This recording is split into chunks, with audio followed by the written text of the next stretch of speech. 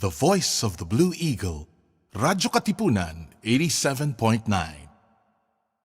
Radyo, radyo, radyo, radyo, radyo, radyo, radyo, Katipunan, radyo, Katipunan, radyo, Katipunan, radyo, radyo, radyo, Katipunan, radyo, Katipunan. The Voice of the Blue Eagle, kami di mapipigil sa pagbabalitang tumpak at tama. Buhay atin sa loob, sa labas ng eskwela, ating ibibida lahat ng eskwela. Radyo, radyo, radyo, Katipunan, radyo, radyo, radyo, Katipunan, radyo, Katipunan, radyo, Katipunan. Kawal ni Ignacio, Katipunero, sugo, todo sa kayod, tulong at tulong.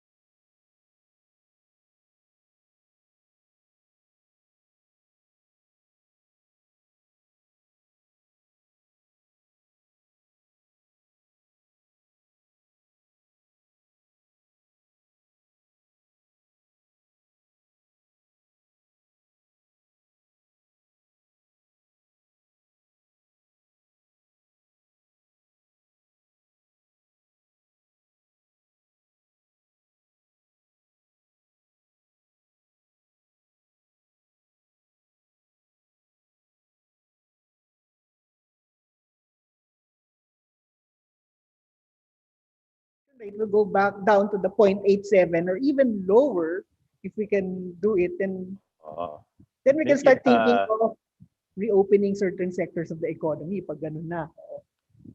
All right. And we would like to greet all those who are listening to us this afternoon as well. So, our topic this afternoon is grading the COVID-19 response of the Philippines. Awa ba? Pasado? A, B, C. So, teka muna. So what are we asking here? Ano ba yung ano natin? Parang, of course, that's just our title. We want to assess how well we have responded to the COVID-19. Yun ba? Yeah, but it's not only us though, it's global. Global. All right. So, Yan, start with the kasi Philippines. essentially if we're talking about anniversaries though, for the global community, it's actually January 1. Kasi December 31 nag-notify si China internationally that there was a new virus, some weird pneumonia-like disease in Wuhan, di ba? That was December 31. The next day, WHO has informed everyone it's all its members in the world. So yun ang anniversary talaga globally, no? 1 year na talaga, di ba? More than 13 months to be more exact, no?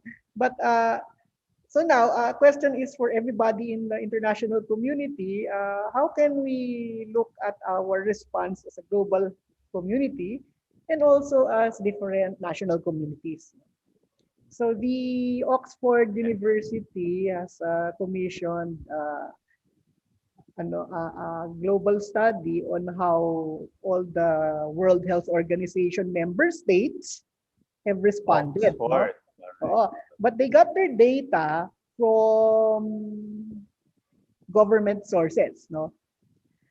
Yun lang ang limitation. No? Whether people believe their government or not is another question, no? So they can But fudge their. but they got it from all the WHO member states, which is around 185 countries. Nakuha nila yung data. Now, and that is actually an amazing effort because they asked their students and volunteers globally to provide the information by data mining lahat ng mga government pronouncements, media releases from 185 countries on a daily basis. Okay, from January 1, 2020, they data mined all that information until when they reported the results on December 15, 2020. And it's still continuing until at Is this found in a website? Yung found Oxford, or Oxford Global Policy Tracker for COVID-19. Oxford Global Policy Tracker. All right. So si ano is watching, si Jennifer Chua. All right. Hi, Jennifer. So continue, Doc Ben. Continue, Yeah, Doc. so there is data from a lot of countries though, but the only limitation is this is based on government pronouncements though. Diba?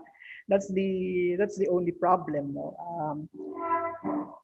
So and they had standardized index for the government policies, no. So it's possible, although we have to be careful, no. It's possible to compare the response of one country with another, but we have to be careful because each country has may have different cultural, political, and cultural systems, and also each country may have different systems of governance, di ba? Example, tayo presidential system, US is presidential system, but countries like the UK and most of Europe, almost all of Europe, and the former British colonies like Australia and Canada, they have a parliamentary form of government. Now, some governments are federal, like US and Canada and Australia, in which the COVID response is actually a responsibility of the states that form their the individual federation. states of the different Tapos countries like Vietnam and Philippines and Indonesia, unitary government tayo, di tayo federal. And so that's the responsibility Hindi of tayo the federal government. Hindi pa tayo federal. Hindi na. Already said no to it. Whether that will happen or not, probably the next president will be the one will push that. If But whoever the next president is. so what are you saying? We have to give ourselves some credit. We have to look at the overall picture. Yeah, the thing is, as I will show later, yung government responses kasi as the Oxford researchers have classified it into three major areas. First is on containment, which is to contain the COVID-19. The second is economic policy, and the third one is health promotion policy. All right. So parang nasa rubrics na tayo dito. Oh, Rubric. rubrics na, oo. So what's the first? Containment Containment. All right. Then the second, is economic. economic. Sport, All right. And the last, third is health promotion, yung third one. see, sabi ni Jennifer, bagsak daw. So our listeners, you are free to tell us what you think, what grade you are going to give our government Yeah, or your okay. government, wherever you are. All right? So Well, I si think Jennifer, 5 sa Ateneo F. I think it's a normal reaction from any citizen in a democracy to always assume that their government is a flop. Kasi ba? Kasi that's the only way the government becomes accountable to its citizens, no? If citizens keep on telling them government is a flop in a democracy, no? So I'm not surprised. No? It's not only us siguro. Isa pa lang naman yun, si Jennifer pa lang. And other countries na in a democracy would criticize their own governments. So that's part of what a democracy is. Yes. So paano yan? How do you want to discuss this? What was their like? Do they have like a grading system or? Yeah, I can show All right. it to you, but let me share my screen. Let me see. Justin, will Dr. Ben be? I think Ayan. share ko na. Okay. Ito kasi I'm writing a report now. I have to send it to a journal. Kita na ng lahat ng tao yan. Anyway, ano yung ating response 1 year after, no? The Oxford metrics has these indices, no? Mhm. As you can see on screen, it is first is sabi ko nga containment and closure. So almost all countries, they closed their school, they closed the workplace, they canceled public events like concerts, Yeah. they restricted gatherings. And masses. Oo. Well, Yeah. religious services kasama Religious sa ano yun, services. public event, di ba? Yes. Or kung pinayagan religious gathering, limited lang yung pwedeng mag-attend ng Yeah. religious gathering. Almost all countries restricted public transport. All countries had stay-at-home requirements. Iba-iba lang yung haba ng lockdown. Sa atin, lockdown ang tawag, but in other countries, it's stay-at-home. Stay at home. And all countries have restrictions on internal movement. And all countries had restrictions on international travel. Okay, as you Well, can see, that's not all. Well, going out, there was a travel ban in the Philippines. yeah. Although yung iba, maluwag yung restriction. But some countries talagang total lockdown, like Australia. Di ba, you cannot fly into Australia. Di ba? Now, economic response is the second category, no? Some countries had income support for their citizens, or they had debt relief, yung pinostpone yung pagbayad ng amortization, mortgage, di ba? Some had fiscal measures, di ba? What is international support here? Some countries sought some economic support from other donor countries. No? Some did not. No? Health systems is the third, or health promotion, no, and system. No? All countries had public information campaigns. Countries had testing policies, contact tracing, emergency investment in healthcare, like how much money was put in to build new COVID wards or quarantine facilities. Diyan papasok yung emergency investment in healthcare. Some countries put in money to develop COVID-19 vaccines. Okay? All countries have some sort of facial covering policy. Iba-iba lang yung So that's at the bottom of the list. So this is And- not, is this ordered in a certain priority or not naman? alin. These rubrics. That's not in an order of ano lang. Hindi siya in terms of priorities. They just put it this way, okay? And vaccination policy, okay? What is vaccination policy? Does a country have a system na who gets vaccinated first at what vaccine is to be selected? Some countries decided as early as July consider yung babakunahan at anong vaccine. That's important. Oo. Yeah. Some July countries pa are lang just deciding already. right now. So that's very telling, you know. July pala meron na silang vaccination program. So they probably knew something that most didn't. Yeah, example, the UK already had a vaccination policy as early as when they first made an announcement that they're already testing. Did that Oxford vaccine. backfire in a sense that they were more lax with their containment policy? Yeah, Because they you'll knew they find were that gonna out get later the kung vaccine. bakit. Okay, kasi that's the social context of all of these policies. So yan yung mga indicators of this, no. And it's also possible and for analytical purposes to just to combine some of the variables into indices, and those who like statistics probably will have a thrill with this, no. You can actually combine indices and come up with a more informative index, no, so for easier analysis. So Kaya nga sabi ko kay na Lex, sumali sila eh.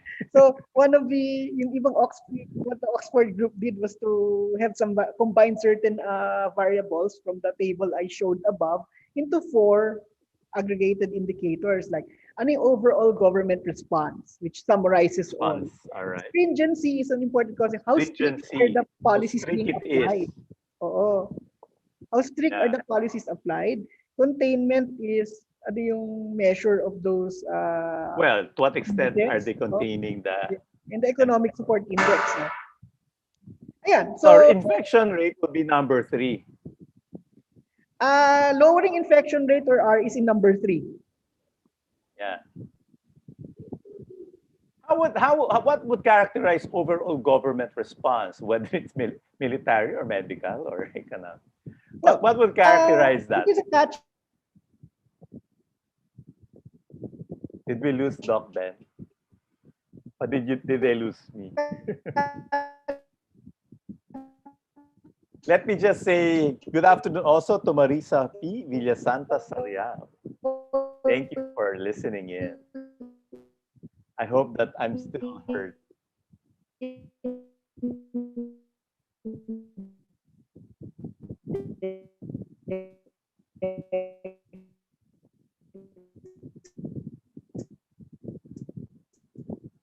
To Yeah, I don't know cover if- all of the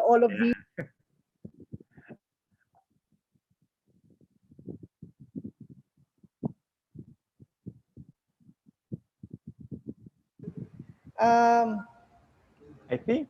Oh. Did you finish your slide? Yeah, I think okay na. All right. I think I lost you for a while there. Yeah, Or you lost me. connect eh. Oo. So can you say it again? Well, again, the indices, viewers and listeners can log in sa sa Oxford. They can Google Oxford COVID-19 tracker, and they click it, they will get to the website, and and all the rubrics are there on how they computed it. If Yeah. listeners are. I wonder, no, because so how are we faring then? What are the conclusions? What are the conclusions? Well, the Philippines has one of the most strict policies in the world. Okay, it's about 96.3 out of 1. It's Definitely. a scale of 1 to 100. Tayo Even compared to Singapore, we are very strict. most Asian countries are above 90. Yeah, I see. So 90. above 90. So ano yan? What's the highest? 100? 100. Tayo 96.3. ang ang grade for strictness. Stringency. Oo, oo. Ah, Now, whether we are strict or not, okay, we may be strict as a decision of our government, but whether that strictness has been effective is something else, diba? what's the what is Yo. the what do the numbers suggest? Okay. Now let me put it this way, no. If you are in the government and you're the policy maker, and let's say that you are a politician who's in government, di ba? Kasi there are politicians that are in opposition and politicians that are in government in any democracy. Let's say you are a politician in government, no. The outcome that you want to see is the lowering of the R. And most governments had put that as an index, no? So if we're going to look at it, it could be the so-called response to all the policies. Kung bumaba yung R, edi okay yung policies mo. Pag hindi bumaba yung R, di hindi. And the R, as we know, is dependent on the number of cases per day. Oo. So let's say that is our response variable. Response, no? We instituted all these lockdowns, tapos bumaba yung R, edi dapat happy tayo, di ba? Or if we instituted lockdowns and all sorts of restrictions, tapos yung R hindi bumaba, then there must be something wrong. Okay. So basically, mataas sa strictness, mababa sa number 3. It doesn't mean that Anong grade sa number 3? number 3 natin. Ano daw yung yeah. Well, I can show the slides in a little while. Now, I think mababasa naman ng mga our listeners, no, if they look at their social media feeds, marami silang makikita na certain countries are quite successful, like New Zealand, Vietnam, Vietnam, Cambodia. Of but course, we have to be careful, Taiwan. Taiwan. Because we have to be careful in comparing countries, though. In the first place, we have to find out if that country implements. There are two possible initial decisions that the government can do right at the beginning of the pandemic. That was around February last year. Some governments have decided to eliminate COVID-19 infection. So an example of a government that did that was New Zealand. Right from February, around this time, the Prime Minister decided and the Cabinet decided that let's eliminate COVID-19 from New Zealand. Consistent naman sila, okay? Until now. Diba? But they had to lock down the whole country. Okay? And I think they achieved their outcome. So hanggang ngayon, may isa lang COVID case na makapasok sa New Zealand. They're starting to reopen New Zealand to foreign travel. Di ba? May nakapasok na isa. Lockdown na naman sila. Kasi yun yung kanilang hindi lang quarantine. Lockdown talaga. You know, certain Australian states had the same idea. Like, I think, the state of Victoria in Australia, nag-lockdown din sila kaagad. No? In the case of Australia, it's a decision of the state government, hindi yung federal government, no? So those are the decisions. No? The other countries decided on a suppression policy, which means we try to suppress it and manage the pandemic, but not totally eliminate the virus. Okay. That's the big difference. Did that, and the outcome for that, unlike in New Zealand, in which is totally walang infection, ang outcome of those countries is to flatten the curve. As Yun. we were wanting to One do, of those, not to eliminate it. we are in the majority of countries that decided to flatten the curve, no? Yeah. Some other countries have no clear policy at all at February last year. Example, the USA did not have a policy decision last year. So most countries, some countries have reversed their position. Example, Iraq, right around this time, last year decided on an elimination strategy, but they found out their government does not have the enough resources to implement a suppression policy. So what Iraq, So why did our government decide to simply suppress it? And it seems that that's still the goal. If we're just wanting to, we're still in plateau, di ba? Hindi naman Yeah. talaga No, tumataas, because hindi I think, bumababa. Nagpa-plateau lang yung we have to cases. consider our special circumstances. Our country is so much economically linked with in the services sector, no. For example, kung talaga tayo nag-elimination policy, di walang makakauwing OFW. Yes. Hindi naman Correct. pwede, di ba? Also, we are geographically, we are less isolated than a country like New Zealand. Their major trading partner is Australia, true, di ba? Yeah. And but we are more integrated into the Asian economy. Kaya mahirap din mag-suppression, complete lockdown ka agad. We're in the middle of Southeast Asia. Oh, Asia. I think ako, And there's so many entry points, di ba? The Philippines. yeah, also the Really fact there are a cannot- lot of overseas Filipinos, no? If we're going, remember in New Zealand, hindi nila pinauwi yung mga New Zealanders abroad until na-zero yung kanilang di ba? Besides, yung mga umuwing New Zealanders abroad, yun yung isa nga yung nagdala ng variant. So, sinara ulit yung New Zealand, di ba? Hindi tayo pwedeng mag-complete suppression for mostly economic and social reasons. All right. So, what are we saying, Dr. Ben? Yeah, so ngayon, one So year wait. after, how is the Ano world talaga doing? grade natin sa number 3? Kasi grades are a subjective thing. But what did the Oxford people give us? Let me show you. Okay, ganito, no? I would maybe mag-poll tayo sa mga viewers or listeners. Oh, Anong alam, grade sumagot natin? Sabi ni Marisa Villasanta Sarial, and it's the government officials themselves who define the rules. I think it's in the implementation we're weak. I think she's talking about Senator Coco Pimentel. Yeah, okay. Let me show you my slides, no? Yung kasi I'm being asked to present this in an international symposium. Kinukulit lang ako Right. but let me present my slides first. Okay, Okay. let me share my screen again. Saan na ba yun?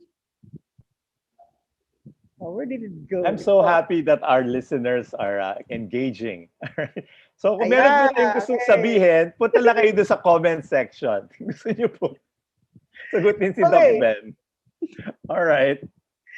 Now, So what's this? baka naman mag-nosebleed yung mga statistically allergic. Okay. Now, Go ahead. unfortunately, in order to look at it in a more objective manner, we have to do some certain level of quantification of the policy indices, no?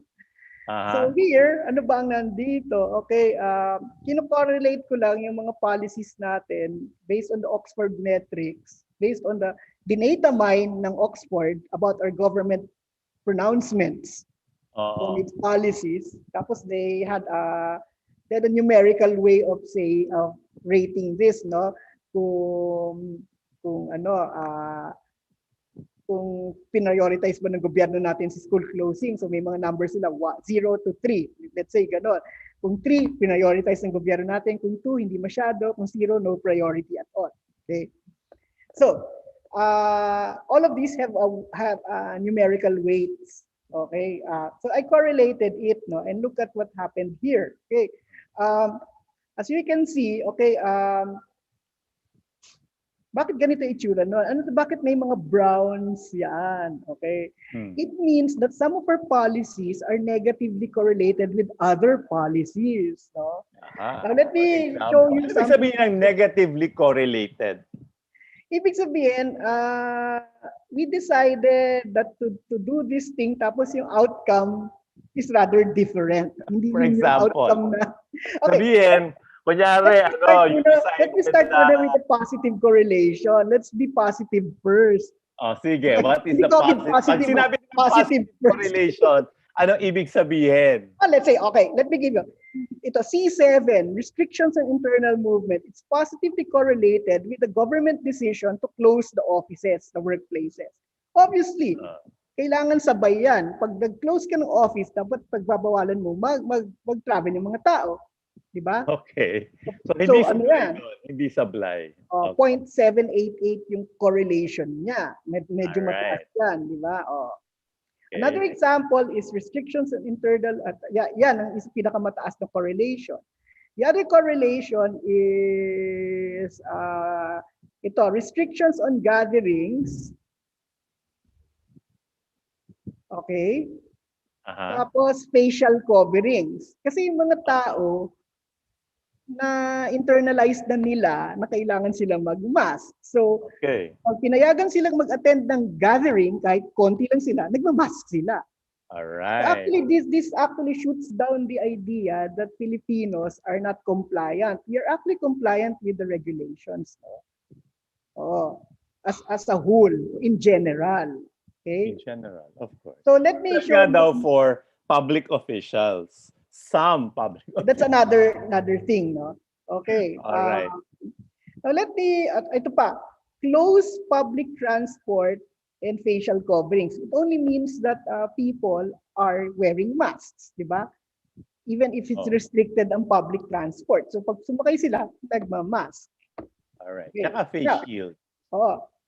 Now, ano yung mga negatively correlated? Oh. Go. Okay, go. Ano? Ano ba to? Cancel public events and closing public transport is negatively correlated. Ano ibig sabihin yan? Baka maraming hindi talaga nagka-cancel ng public event. May mga That's your reading. Okay? Ayan. So, ibig sabihin, teka muna, ano yung data na meron ka sa closing? Ano yung data dun sa public events? What is the Mga media releases number yan. there? Mga media releases yan eh. What is the number that you have?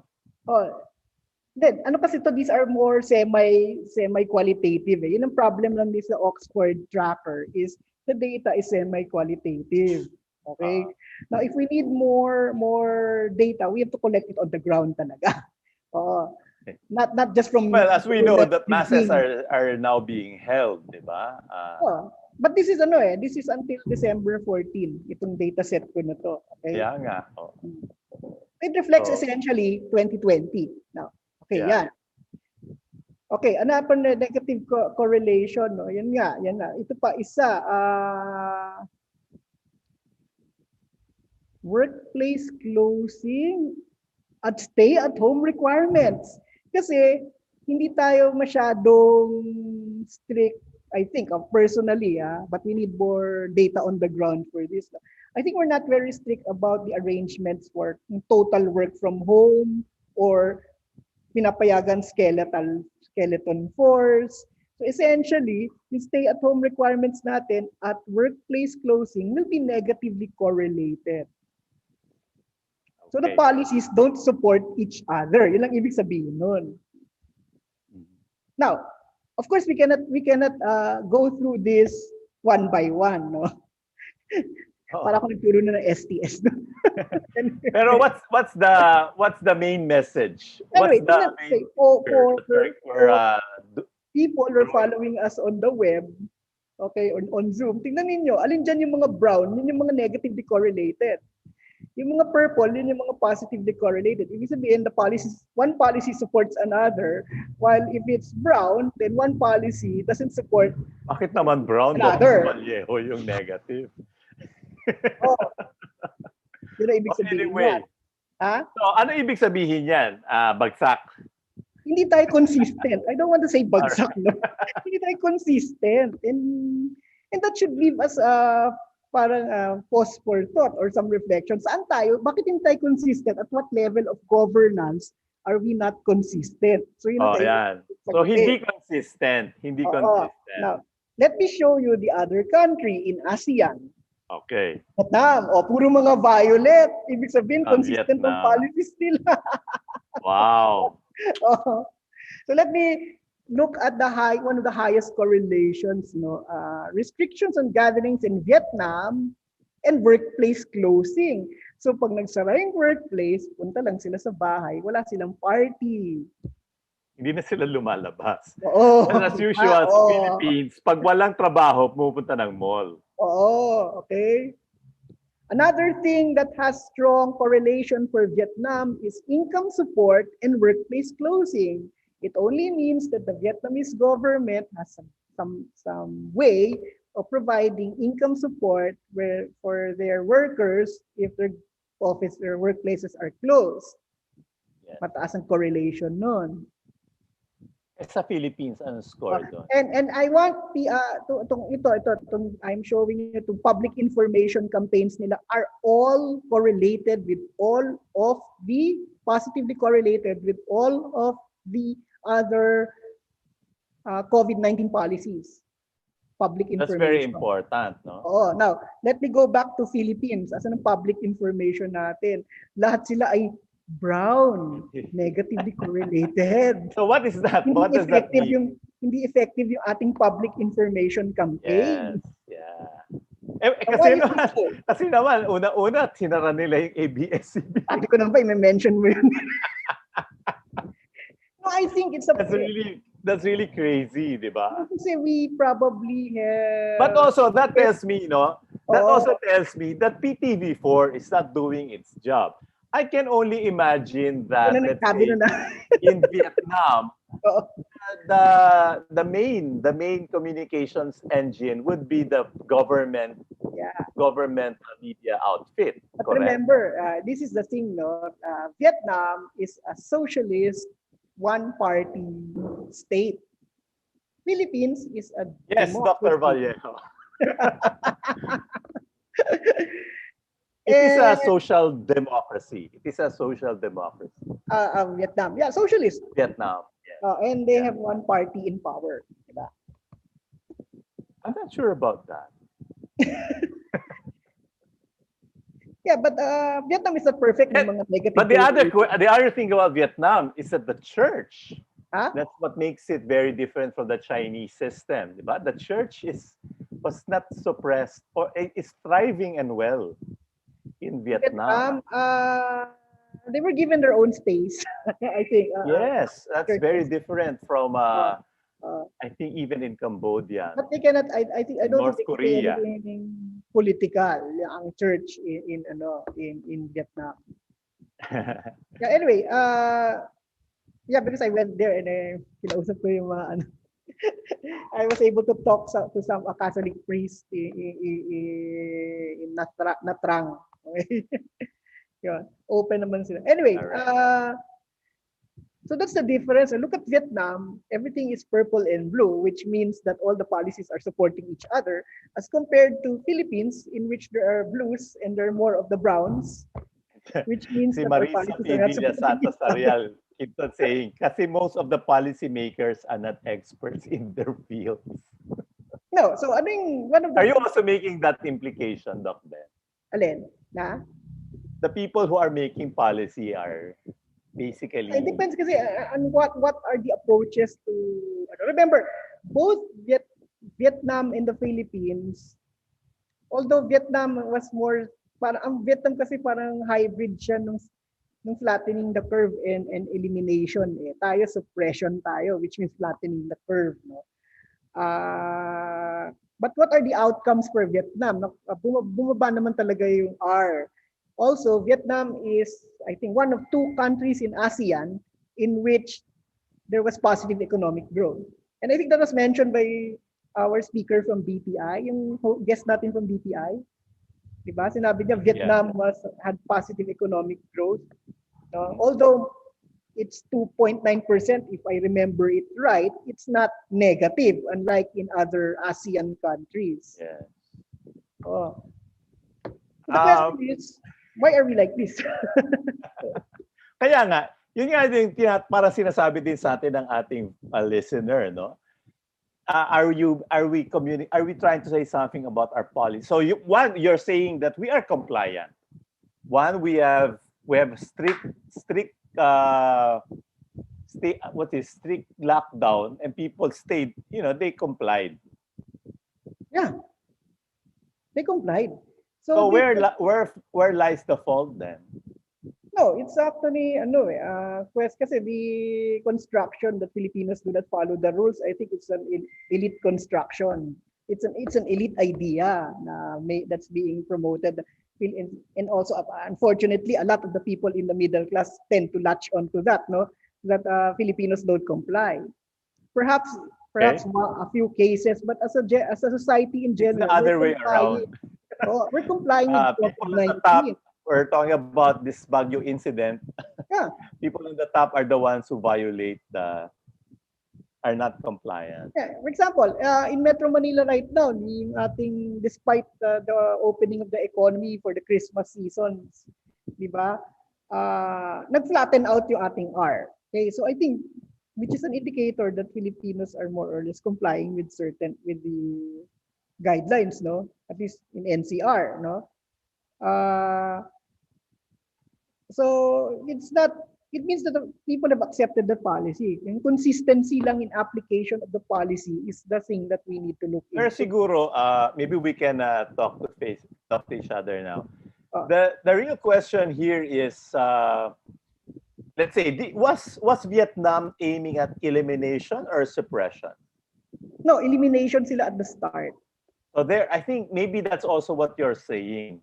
Oh, That if the intention, we are more or less fulfilling our intention, which is not really elimination, but a kind of managing of the virus. Right? You want to stop sharing? Or you want to share something else? I think that's I haven't done kasi with the other analysis for the other ASEAN Oh, sige. countries. So maybe we can stop sharing. I just finished Vietnam and and Right. Philippines. So Vietnam was the intention of Vietnam was elimination, and while us, it's no, really it this was mixing of elimination the- at the start, but later on, when they knew that we're able to manage the pandemic, they went for suppression. Oh, siguro that's the basic difference. Kasi in a way, we are fulfilling that. No? There wasn't a real surge as was predicted, di ba? They were saying it will really be so big already in March, April, or even, di ba? But we didn't have a lot of, well, because we were not testing. But No, in a way, but we were containing it, but we were also not solving it. Kasi that was the goal. No, but the point is, there are other factors no, to consider. We may have a flat R right now, but what is the economic cost? So those are the things that need to be from the data set that we have, yung sa Oxford COVID Tracker, that would allow us to focus on certain areas of policy in which we are rather a little bit short of we did not make the outcome. No? So for example, where can we be more consistent? Where can we be more consistent? I think economic policy, because I just don't have time to share it to to our viewers and listeners here. Is our economic policies have rather a weak effect on lowering the R. May effect siya, but weak, di ba?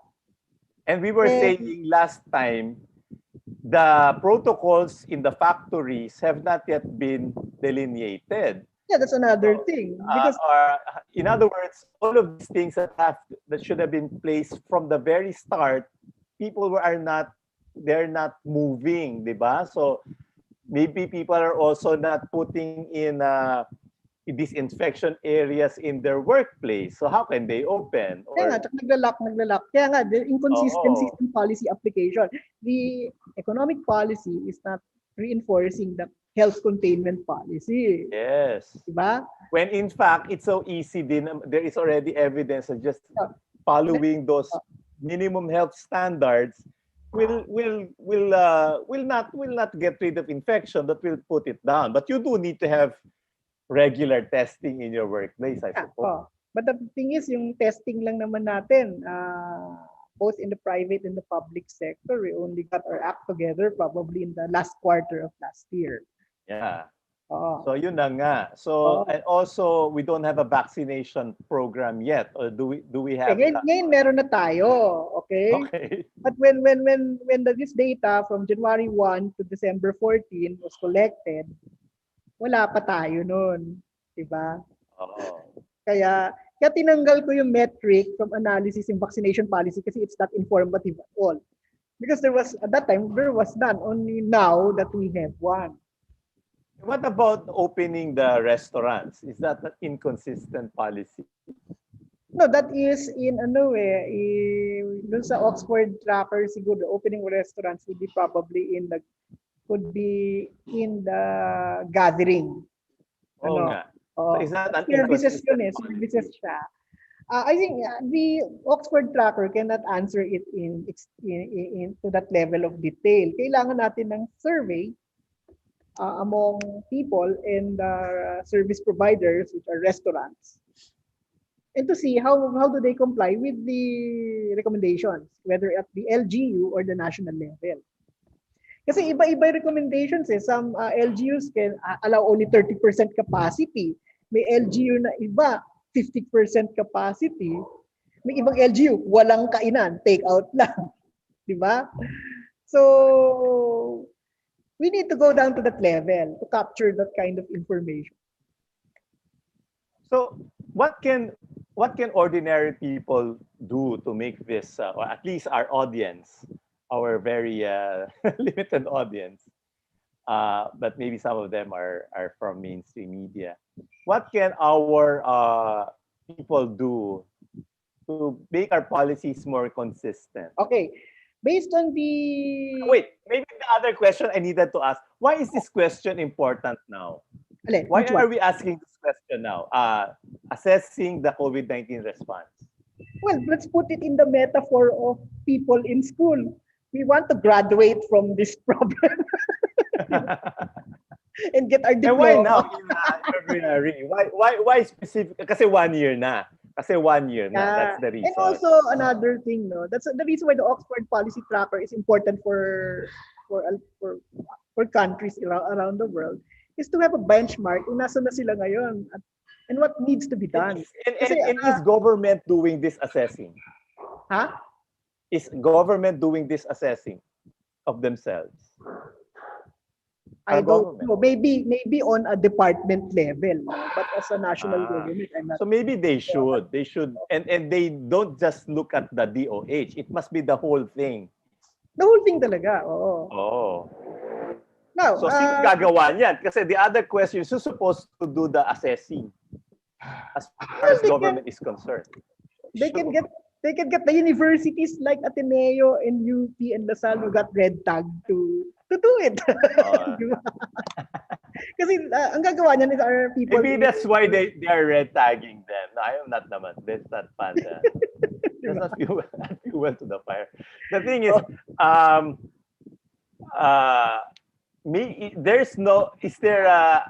maybe we should talk to a person in public policy who's supposed to do this assessing. Yeah, we have to. Kailangan naman ng IATF din yun, di ba? We need to come up with metrics for our country kasi these are very rough metrics. Eh. So we need to come up for metrics that are designed for us.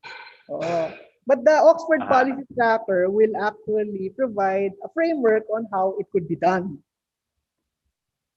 Okay. Let's see, Okay. So anong grade? What's the grade of our country? We're not really that bad. Kasi may policy naman tayo eh, right from the start. Right from the first week of February. Yeah, I think if the end was simply to manage it, I think that's what they're doing. If we didn't intend to eliminate it, then that's not gonna be the result, right? Yeah, but kasi some of the outcomes are rather negative, like contraction of the economy, high unemployment rate, that the R is flat, di ba? And we have spikes, increasing cases in certain regional urban centers, and also the inflation rate has gone up. So these are other. All right. So containment. Given the pluses, so where are the pluses? Diba yung compliance of our people? Where are the pluses? That's our one of the people pluses. are Compliance. complying. The compliance of our citizens is a plus. Also, plus is that we have a policy. So that's a plus. It's just inconsistent in how it is applied. That's it. No? As compared to Vietnam, yung So policies may nila, policy it's more naman. consistent. Oo. Now, we're not really that bad kasi if we Oo. travel back in time, 1 year ago on this day, the US had no policy at all for Ito, COVID until last 2 weeks, I suppose, when Biden until Biden became president. took office. Yeah. Oh, so So that's something, but their economy didn't. I think it remained afloat. oh, but it's not enough, no? Kasi the yesterday I heard from the news a statement from the Employers Confederation that we are on the second surge of unemployment. Di ba? Mas marami yung So layoff. that's Kasi marami alarming, no?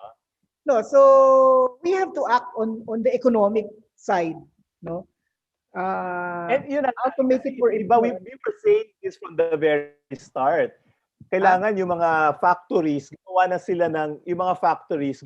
sila ng protocol nila so that they can open. And since they cannot open but yet, the thing is, in our system, yung ating system kasi these have to be more or less approved by the IATF. I don't know. baka mabagal on that side. Mabagal on that side. Yeah, for instance, it's only now, and I heard it from official government sources that managers, small business owners are now being considered economic frontliners. So magpapavaccinate sila.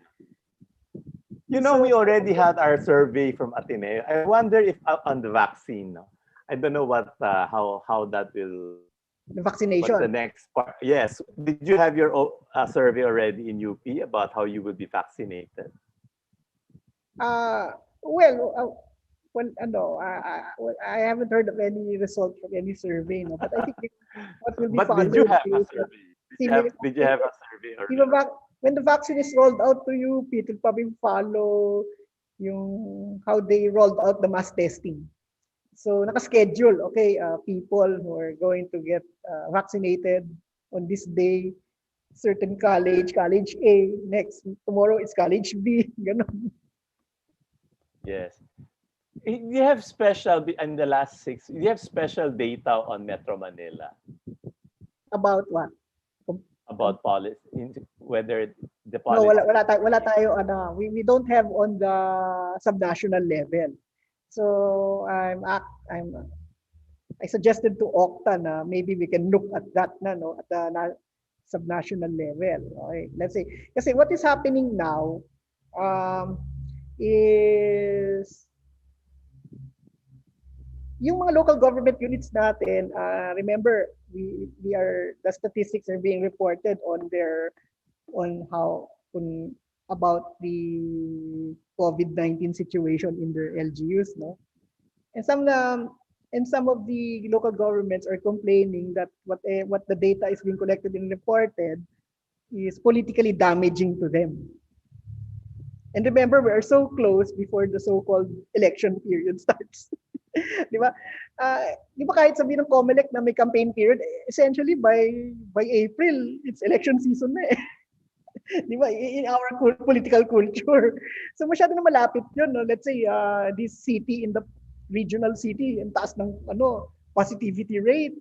Hindi syempre, it won't siguro yan yung local isang, we can end on that no? Yan talaga yung tanong ng society, science, technology, and society. May kinalaman yung science sa society, ang society hindi naman pwedeng walang politika. So may kinalaman talaga yung politika dun sa agham.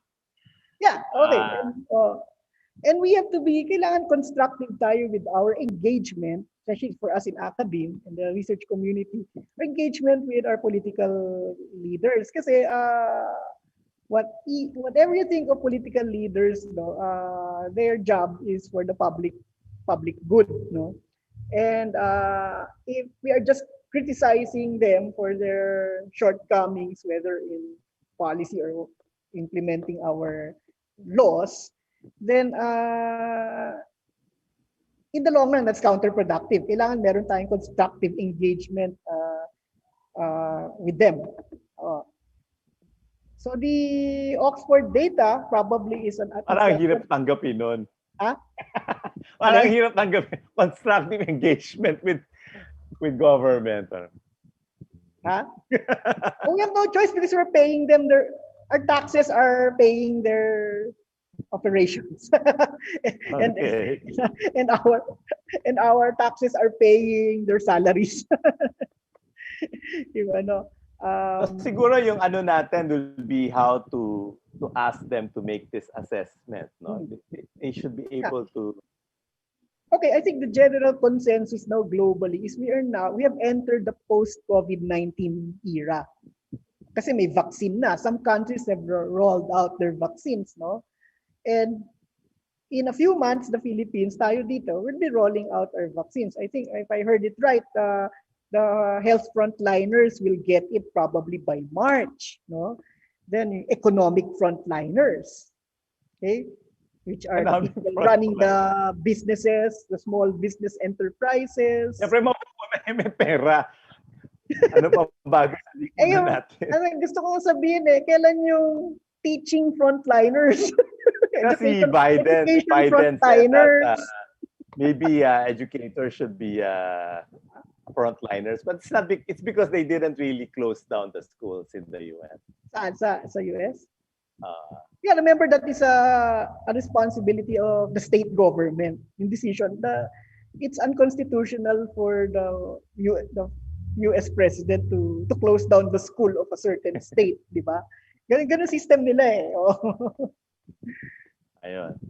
So tingnan na lang natin ano maybe we'll have another topic on that, the economic frontline.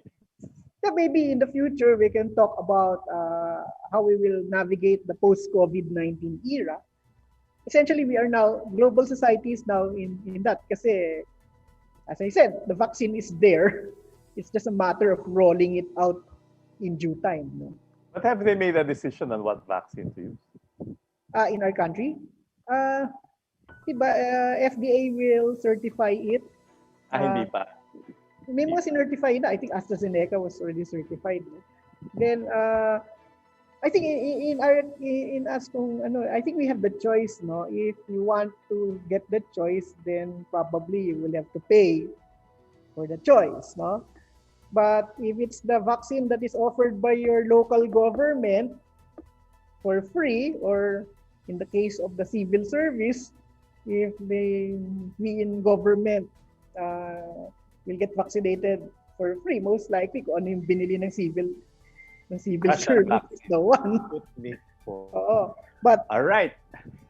Yeah. So that's our and I think what is important is that the assessment is there, and maybe now it's for us to show it to the powers that be, and but it's good to have the assessment now, no, more than a year after.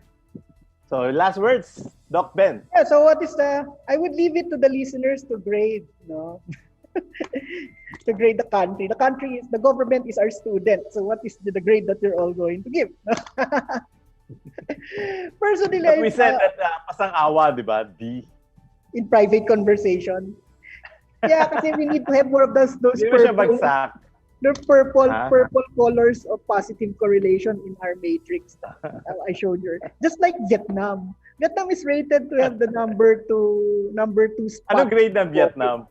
Mataas. Anong grade ng Vietnam? I think it's A. Class. A plus yata si New Zealand. Ewan ko lang, hindi ko alam kung how biased. Right. But I think Vietnam gets a good grade, no? The matrix shows us that, no? Tayo, it's not a total disaster. We have our plus points. And I think the plus points are in our citizens who are trying their best to comply given the difficulties. All right. Sige, maybe we'll be able to, maybe we'll look for a Vietnamese to talk to in the future. They have contact. So in the future, let's ask the Vietnamese embassy. All right. Diplomats. Sige. More. All right. So that's our show this afternoon. I hope that you had learned something, and that you're able to communicate what you learned to the right people. And we'll see you again next week on another burning issue in science, technology, and society. Bye-bye. Bye. See you.